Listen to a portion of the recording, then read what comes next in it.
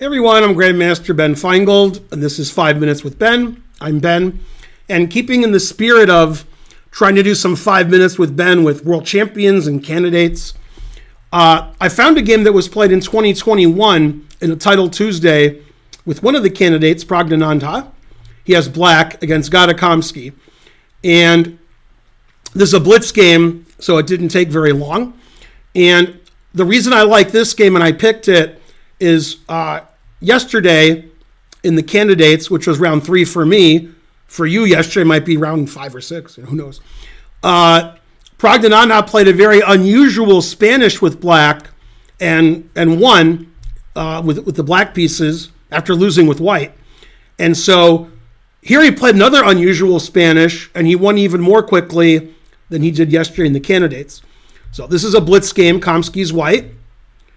And in this position, bishop c5 was played, which is a little unusual, and then d6. So this isn't a common line at all for black.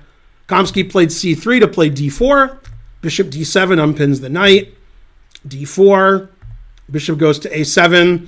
And I've never seen this position in a Ruy Lopez.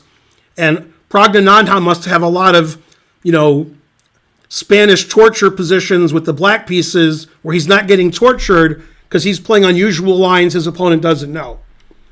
Rook e1, another unusual move for black is knight e7. Normally the knight goes to f6 in these positions. Now in this position, before rook e1, if white decides to win the pawn on e5, then the pawn on e4 is going to be attacked as well. For example, bishop takes, pawn takes, the pawn on e4 can be captured, either now or later.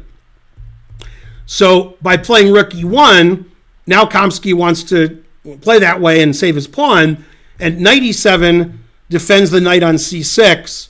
So if you take the knight, I can just replace it with the other knight, and you can't win my e-pawn.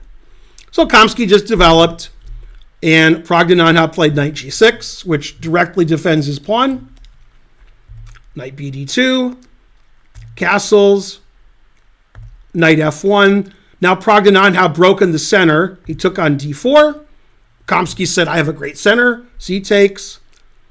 b5 attacking the bishop. The bishop moves away. And then bishop g4 pins the knight and puts tremendous pressure on d4. And also knight h4 could be coming, attacking the pinned knight again. So black has a lot of pressure now on the position. Kamsky alleviated the attack on his d4 pawn by moving it, d5. And now Praggnanandhaa played knight e5, putting pressure on the f3 knight. And here the game got very tricky, especially for a blitz game. White took on a7, trading bishops, and Praggnanandhaa didn't recapture. He took the knight on f3, attacking the queen, trying to double Gata's pawns.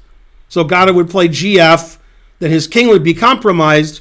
So Gata played queen d4, defending his bishop on a7.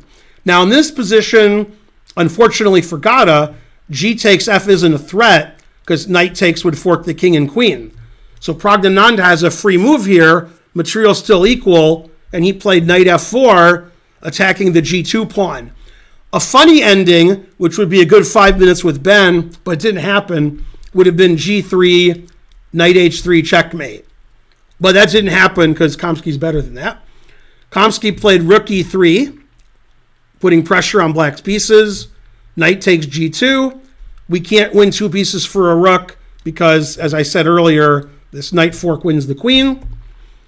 So he played knight g3, sacrificing the exchange. And here, a lot of players would win with black because they're up in exchange.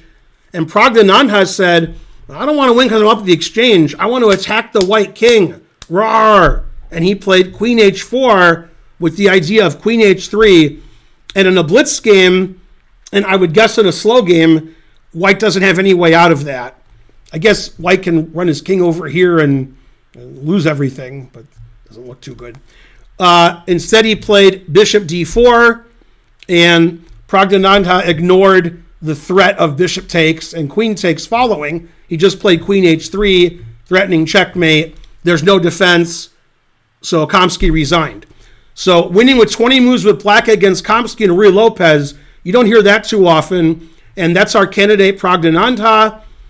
He won the last round as far as I'm concerned, so he still has good chances in the tournament. I'm Grandmaster Ben Finegold. This has been 5 Minutes with Ben. Please like and subscribe and leave a comment, and I'll see you guys next time. Bye.